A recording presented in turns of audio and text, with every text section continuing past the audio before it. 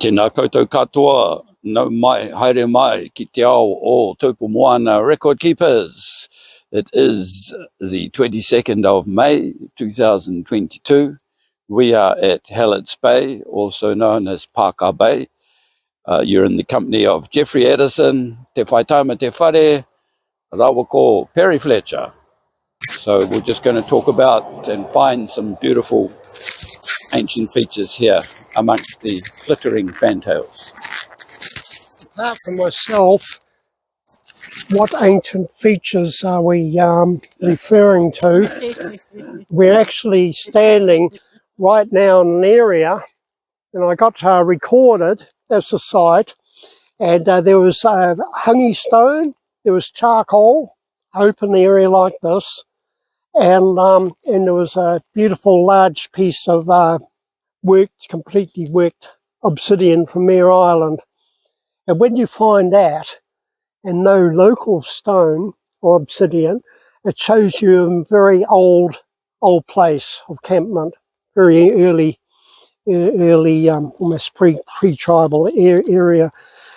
Jeffrey refers to Paka Bay, and Paka has been ancient. And where did that name originate? It was originally a name given down here nearby at Motutere stream, and then the settlement was then used for Ameria by the missionaries after they did their first services on the other side, a place called Orona. And Orona was a part that was overrun. And with Robert made reference to the people being the TeWhare coming up, being wiped out. They overturned their canoes before they could land. And that's when peace was made. That place was called Orona. The missionaries used a site as a temporary base and then had their settlement put up there. From there we had the missionaries called at a place called Ameria. And then from there, the Halletts occupied, the Survey Halletts, and after that, Hallett's Bay, Paka. Paka originally came, and its use meaning scorched or burnt, was a direct reference to the time of the Ngāti Hutu. Ngāti Hutu occupied the area. So this place here, I say with the stones and the charcoal and that, had the traditionally Ngāti Hutu was said that they didn't use stones in the ovens, only used wood. And hence the word, the source of Paka was a reference, ancient reference to the Ngāti Hutu that were here. And then the traditions vary that they weren't necessarily the first here, but they were overrun. Kuraputo came and gave them a bit of a hiding in this area. So the legends, the traditions and the oral histories that were handed down came from very, very early times, and even from the sons and the named sons of TeWhare that came through this area themselves. But that's not what we're here for today. Today we're going for a bit of a wander, and I think we've all had wasp stings, but hopefully the bees are a bit dormant at the moment, so we don't have our quota of that to take. We won't be scorched in a different way. He claimed that the person that made the complaints of forestry had used a tractor, and the tractor had knocked and impacted on a tuahu, and so that got us, Nick Wall, myself, Hallett and Morahu, and forestry people, Phil Matthews, and that at a part of the meeting here. And in doing that, we defined the place, and they gave this generous area, and since then nothing been done. But he claimed it was the Hikurangi altar that both Tia and Ngātawarangi both had or used in common. Excuse me, sorry, can I just interrupt? Who claimed it was the Hikurangi altar? Tuahu? Rangita, John Rangita. John Rangita. Yeah. Oh, that's very credible. He did many things. He was big with complaints, never to face up, not one thing. Never faced up to one thing. He left his minions and that to and his underlings to carry his complaints on. And he vowed and declared that it knocked into the Hikurangi altar, very sacred, all that, how terrible are the forests, how ignorant they are, but what else would he expect from such people? And so how do you think, Perry, that it could be looked after, just by having the area cleared? And well, it's sort of looking after itself. All it was a big natural pumice outcrop. Pumice? Pumice. You didn't see my description. No, so is it like a whole lot of pumice stones, or is it? No, it's how you get a grouping outflow of a pumice rock. I'll just get the detail of the map, and because we've seen lots of little small pumice, mounds and things like that. Are you saying it was like that, or is it large? No, this is larger, quite a distinct outcrop, and the machine with the clearing before any trees went in had hit it. He claimed they destroyed it. So this was one of his many complaints. Without him, we went and looked at. And did you find it? Did you find Oh, something? yeah, there's a pumice outcrop, and there's concern.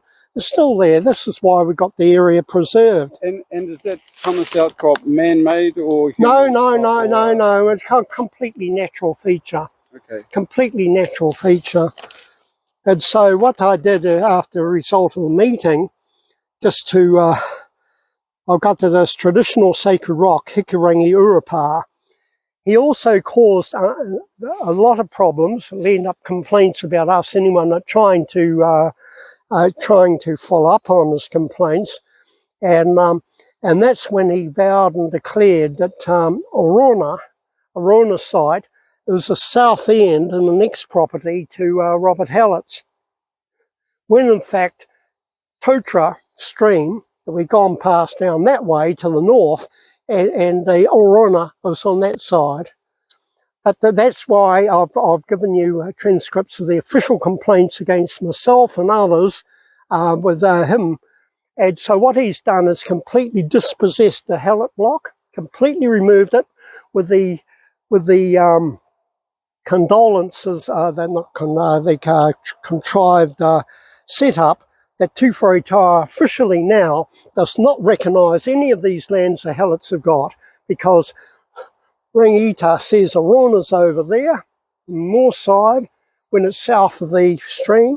And in terms of evidence of that, are there features over there that tell you that the past site was there? No, 1930 it was gazetted as an Urupā, Orona Urupā. 1850, 1860 maps, Orona, with the name stream, Totra stream. That's pretty credible source. Not when you're dealing with the Rangitas of the world.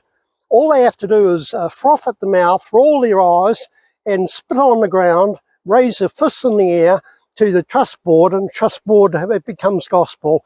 And we've got that support to that nonsense by the official letterheads of the Whaitaima Trust Board, and that's completely displaced this block, 2B block, away from the Halletts. And who do we deal with? When in fact it's on that side, and not nearly a mile on the south of us. So what I've got here for the forestry, to put that to one side, I've got here a solitary large pumice rock on the level plain, access via Te Hihu Road, approximately 80 metres long, 120 metres in north side, and that's where you staggered through this end here. Yeah. A couple of months too late, but we still would have had the blackberry and that. Why get these features and then nothing done? The rock itself will be preserved forever, come fire or anything else. No obvious features to indicate burials. They're rattling off all these burials and everything else. Ground has been crushed and area marked off, and that's all they were doing was crushing. but he claimed they destroyed the site, the sacred altar, Hikurangi altar, and 30 metres around this feature has been marked off approximately. So that's why we marked off a 30 metre radius. But you could find no evidence of there being an urupa there. No, but because he, there was complaints against me and everyone else, he was to the trust board and everyone else who would listen to him, but never attend, never meet with us, never be with the elders and that on site. This is why I say one person can cause so much misinformation. That's the result of this here. No obvious features indicate burials. Ground has been crushed, area marked off. Yellow Forest Service pegs. 8 metres by 2.6 metres wide by 2.6 high. And the other section 3.5 metres wide by 2.2 high. So the outcrops are like this high. About 2 metres high, okay. Two big pumice rocks. Now, where he said that this was Hikurangi, I've got this site is traditionally connected to Grace's account, page 60. TeWhare went toward the cliff, and under it he made a post of sacrifices that he named Hikurangi. There he recited the incarnations considered needful to propitiate the local deities. Rising up, he removed his cloak and fastened it to the post and named the Great Cliffs Taupo Nui TeWhare, the Great Cloak of TeWhare. And we've got that recorded site for 103.51. And I've got note, because I looked at the sources, there are several variations as to the meaning of Taupo, and TeWhare may be a later addition to the area. And that's why keywords Taupo, Hallett's Bay, traditional sacred sock, Hikurangi, and yet it was down that end that looked like we were in a very early site, hungy stone, obsidian and different things that we got no trace of today. Now, my record keeping, Taupo Nui TeWhare cliffs are well over there. Well away, and the altar was put at the foot of the cliffs. Now, in my oldest book of words, writing records and different things, going at least 120 years or so back, they do refer to Hikurangi, but only in association with the Wairiri stream. He also says that it's a po, not a rock, that Tuahu is. So maybe that Tuahu was near where the actual original po, because a po is that. That's right, that's right. But these history remakers that just want to bully everyone they meet and come up with their history, made a natural rock. So even a couple of pumice rocks, hundreds and hundreds of metres away from the cliffs, and where the old accounts had at the altar by the cliffs, and association with the Wairiri stream. That's all on the south side of Roberts Place.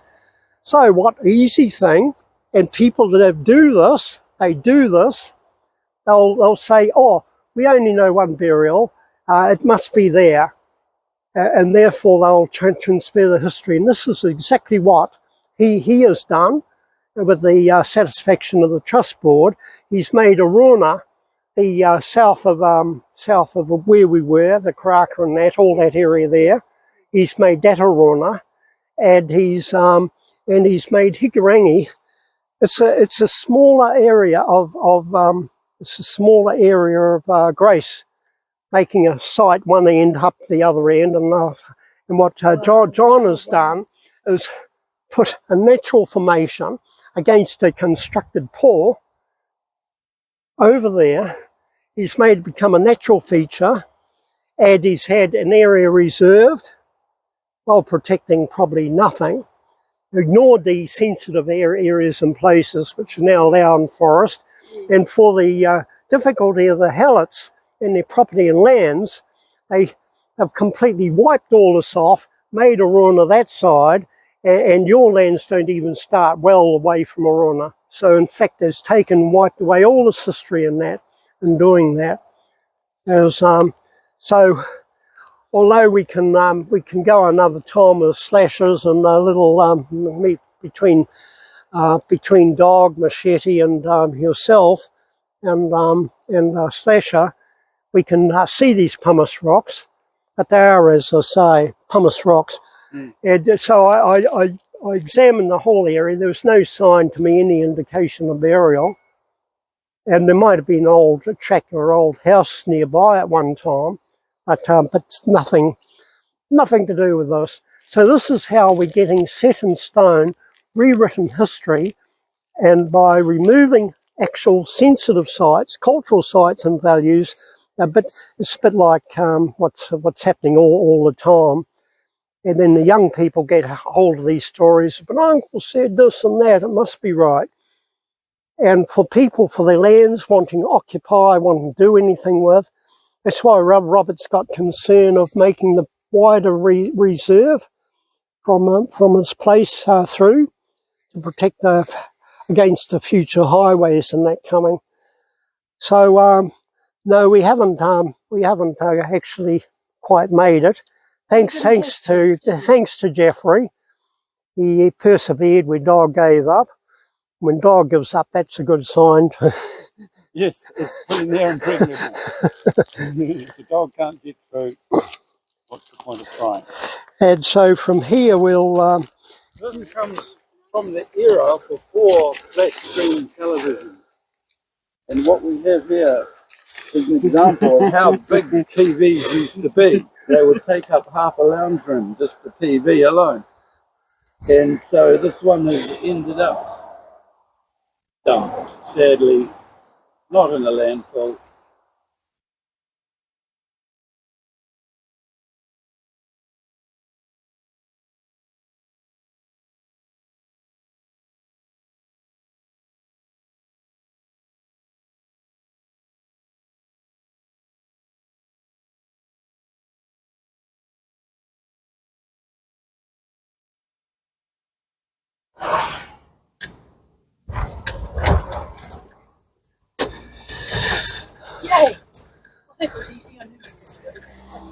I've slashed through this for hundreds of metres, just walls like that over your head. But however, no, the reserves, once you get away from the edges, the story canopy native, it's all clear.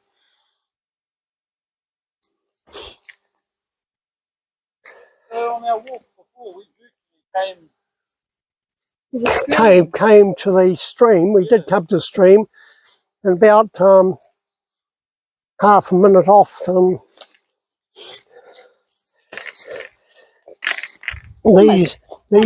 These indicate that there's been an area in the past, probably into a later period of occupation around here.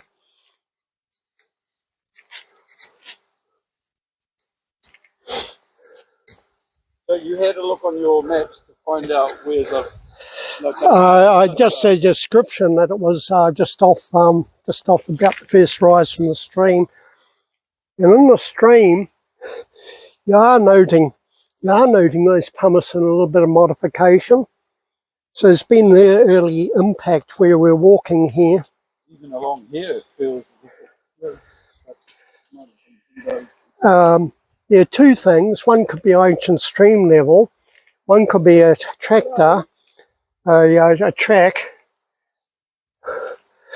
Or the other one can be a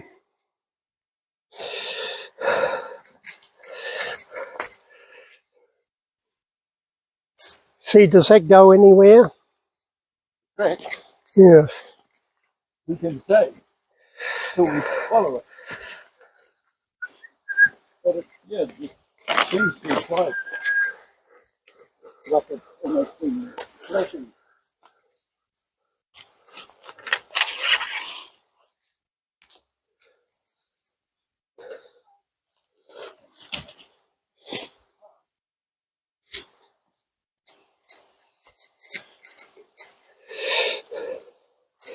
Here's why it feels like it's been walked. We have another ancient cultural artifact by way of a very old trap. See this? When you get that track, it gets hard. If this has been machine done, you wouldn't get the this going right down like that. So this would be part of an old. This could be A ditch. Not a ditch, a bit of terracing Terracing. straight off the stream. Because on that side you've got extensive ancient gardens. Extensive ancient gardens. Hopefully we shall see some footprint of that.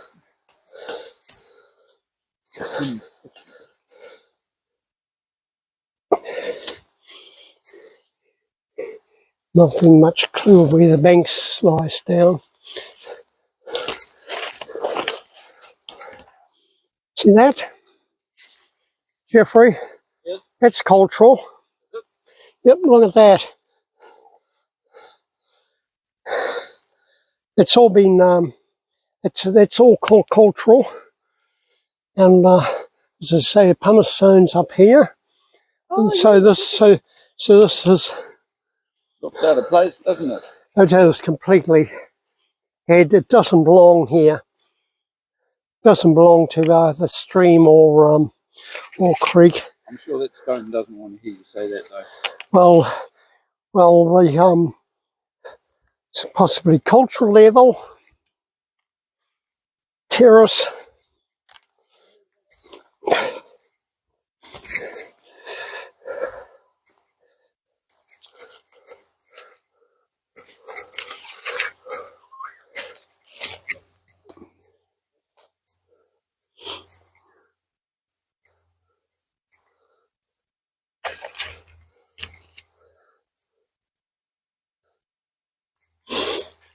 See, when you get a level like that, it's not a machine track because it's going nowhere, doing nothing. It's just all terrace. Nice flowing stream.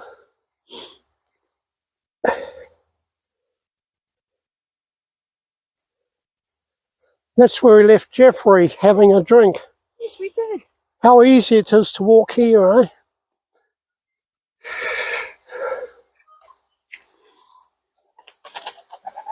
Pigeon, native pigeon.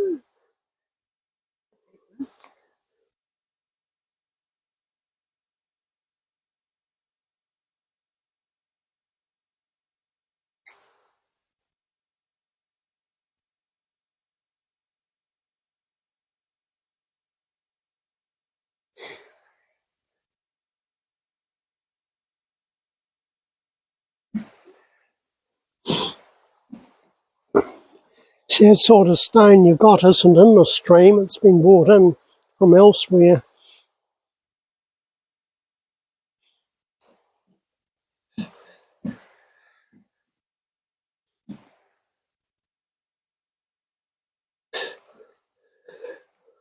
This is where the duck growers come to fill their bottles. I can't understand when people even bushwalk, they leave their drinks in their cans. Yes. So easy to bring in. Why can't they take anything out of them? And they put paru off the summer. And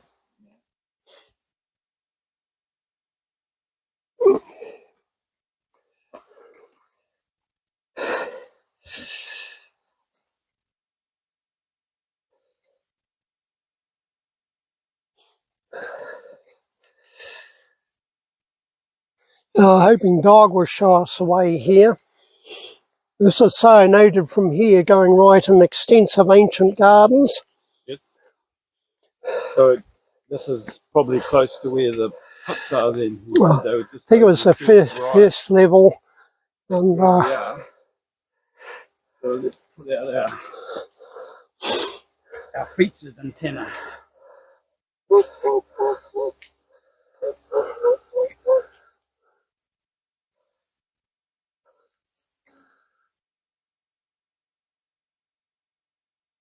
so much malt in the winter.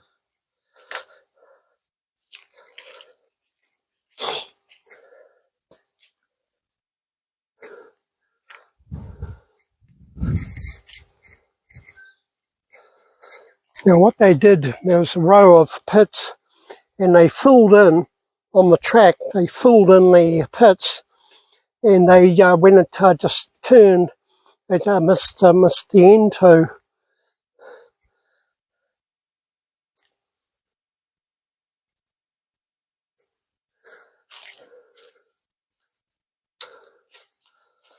So I don't know left or right. So easy for them to be overgrown now.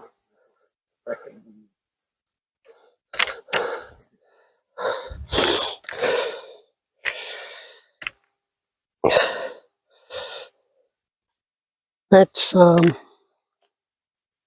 How nice, very especially what's underneath it.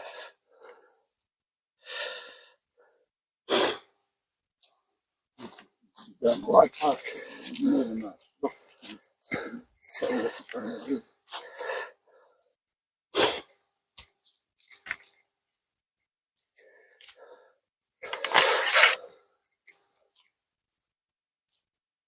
I'll see if there are pits here, boom, boom, boom, boom, and then turn around. So they keep going just in here.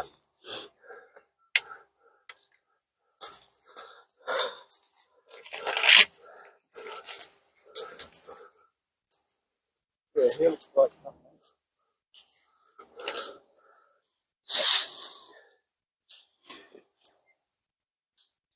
I think there's a bit of a slight bankment on the rise that I could actually look into.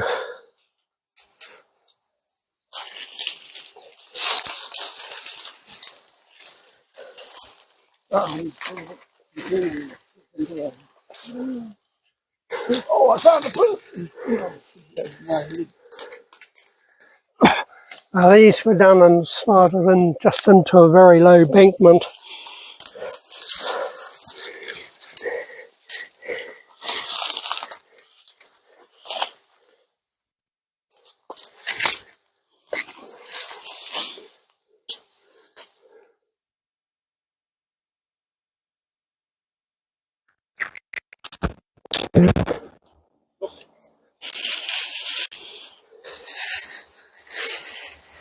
Yeah, this.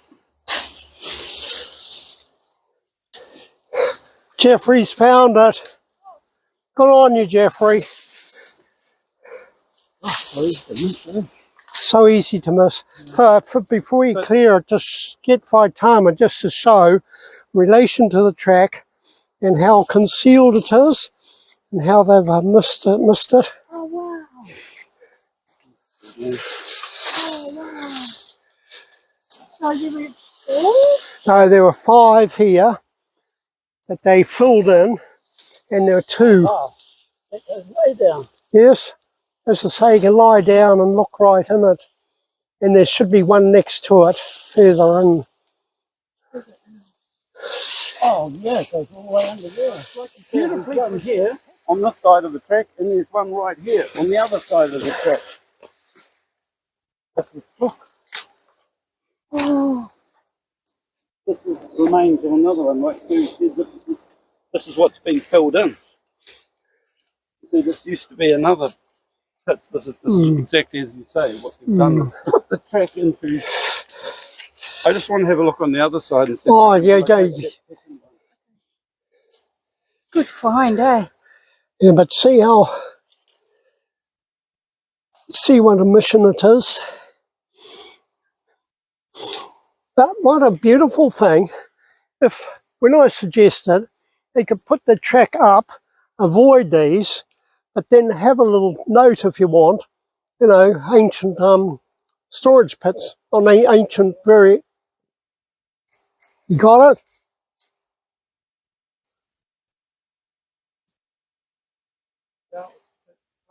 Oh, you're down low. Okay. Yeah, right here. beautiful, beautiful.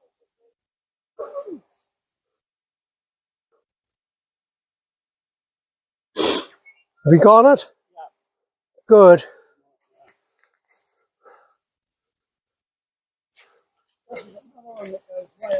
That's right. And look at the ones that filled in. They're all the same. Wow.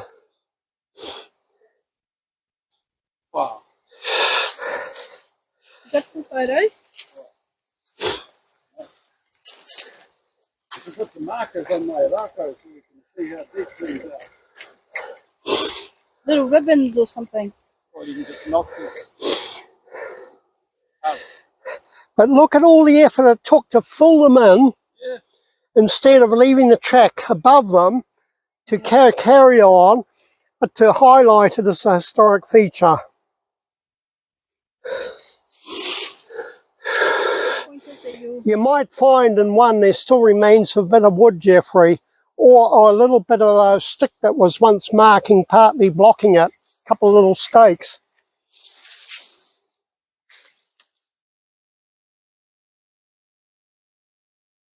Do that again, and for me it wouldn't take very long to restore these to something very similar to the original state.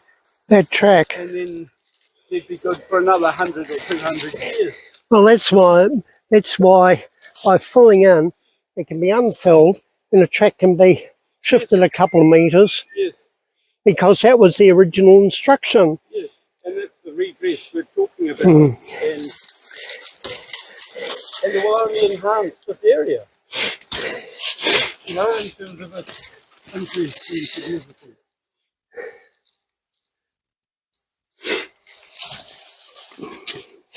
You don't even have to move the crest, you just have to have a sign.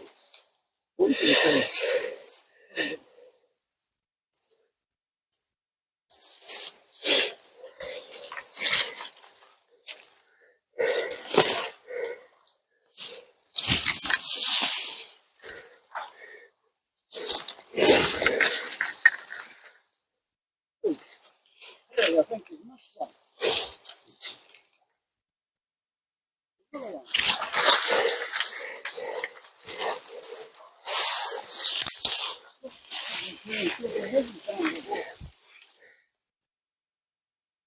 Oh, there's a whole row. Wow. There's this one. And there's the other one. Slow down. Jeffrey, let Whaitaima catch your moment. Check these out, my love. There's another. Oh, the other one was over there by the... There's one here, one here. And there's one here. Oh, wow. And there's another one, a deeper one going under the fence. It's very tight.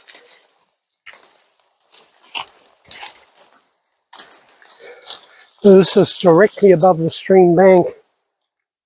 Yeah.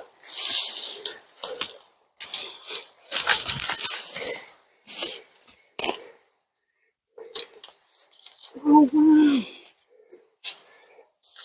We'll keep going then, Jeffrey. So that's cool. And maybe they haven't destroyed them all. No, that they were big preserved ones that they did fill in. So this is number 3. Wow. Oh. Oh. Hard to tell. That's beautiful. Maybe not. Looks like something.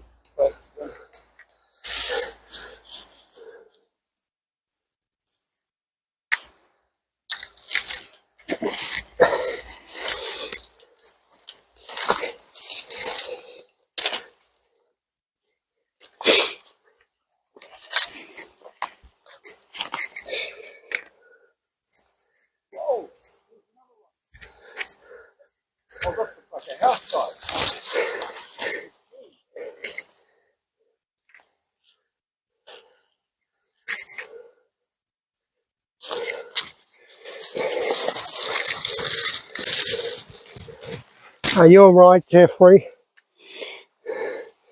I've got a good vantage point up here.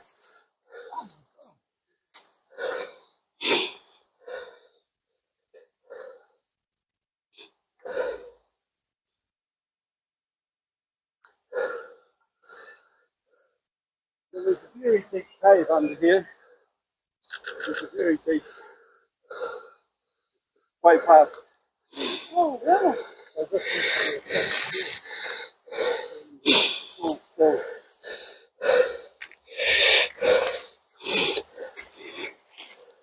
Either open pit or a little quarry and a pit with it. So it does feel like a house site, doesn't it? Yes. Up here, the soils and the things are beautiful here. Look at that. This is the remains, the entrance way to a big primitive pit that goes. I still haven't got to the back of it. So, it's very deep. This is a very big excavation station here. Or a big pit over here, Jeffrey. You haven't begun to start. So, wow. Yes, I think this could almost be interconnected because it is so deep between there and there. But my rako disappeared, you know, it was still going into here, about here. Well, when we come back, we'll do probes. But this is, again, when I say dock and reinstating, this justifies further examination, investigation. Because I was trying to catch up at the time just with the people with the instructions on what to leave.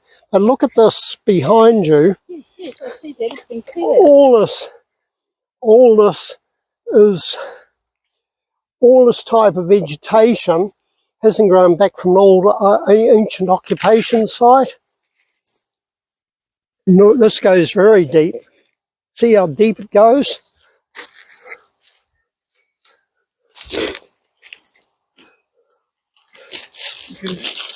Well, my eyes are still seeing where you stepped out. All modified.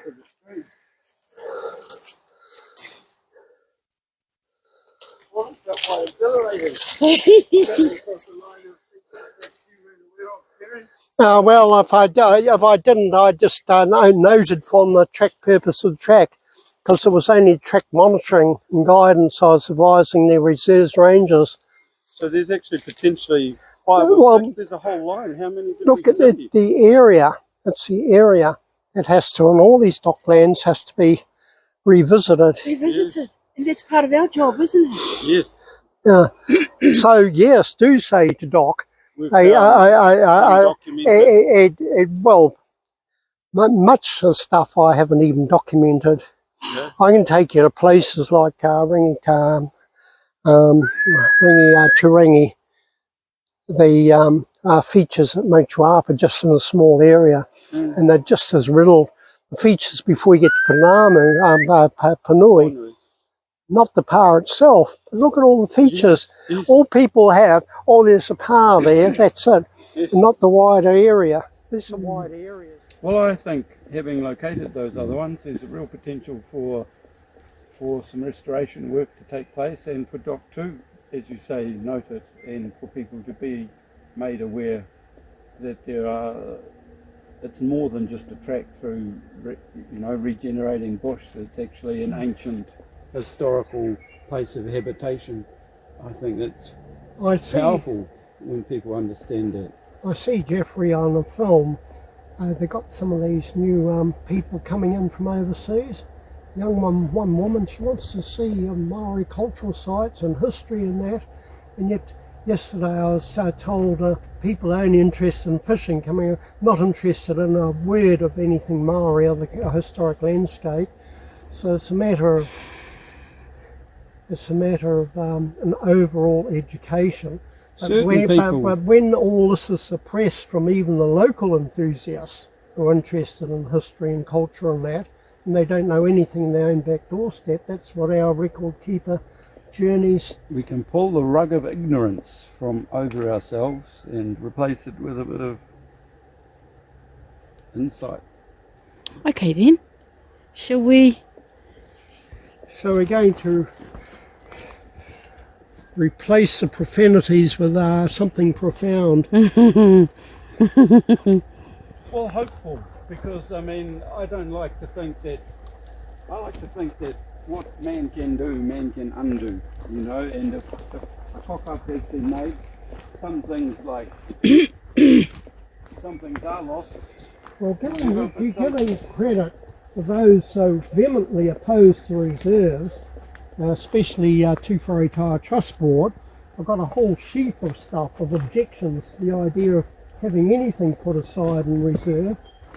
Got that from them in writing, and for all that, if this hadn't been done, without some of these proposed reserves and gazetted reserves put in place, you'd have just had pine trees right to the roadside, without anyone giving a thought of the places like this. So you got a balance of the regenerated bush, much like in the past, and you've got the exciting cultural features. Once you're aware of them.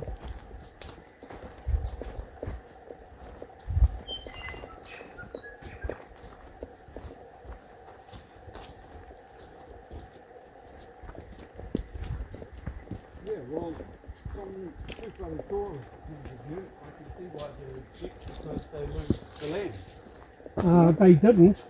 They didn't lose the land, because if they were custodians, kaitiaki, they'd be the very ones supporting these things when they're letting tens of thousands of hectares go to the Crown for forestry. Who was benefiting? The forestry, the Crown, all over on Maori land. So this was why the balance here was yes, stopping. Those lands are still Māori lands. Still Maori land, but they would have lost all vast traces of their heritage sites by trying to maximise every hectare to every hectare of land to lake edge by putting in pines.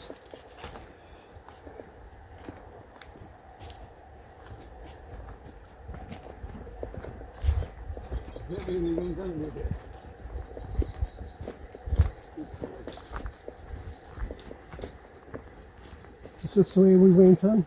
Well, there's a little hole, you know. Yeah.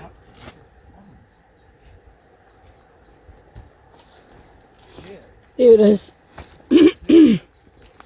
Oh, so all I have to notice of one of the biggest things on the track here is this marker.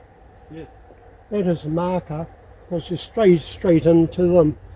So it would be so easy just to have a little deviation, wouldn't it? Put in going around them. So I need to go back to that one. A little loop. Like I did with the saw pits and the peppers, yeah. And you had to see It's not interfering with anything. So this is the first of 6 pits that Jeffrey found going in a line running parallel to the stream. There's a filled in one here. Can you hold this? Hang on, it's connected to me, so... I'm just pointing it at another pit.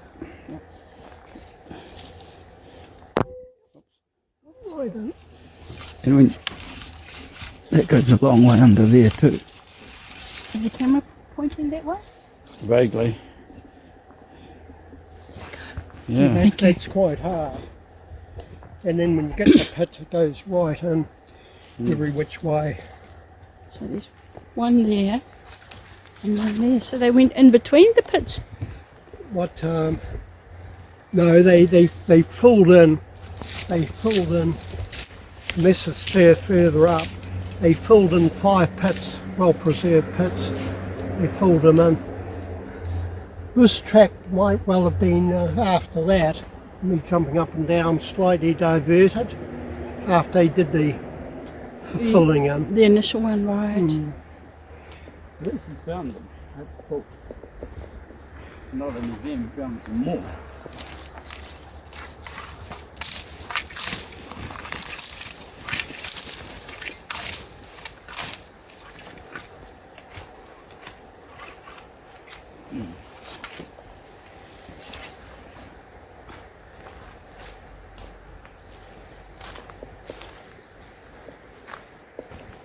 We definitely seem to cluster them all together though, eh? The concentrations of pits, they're not like spread out. They, when you come across one, you'll almost inevitably come across another.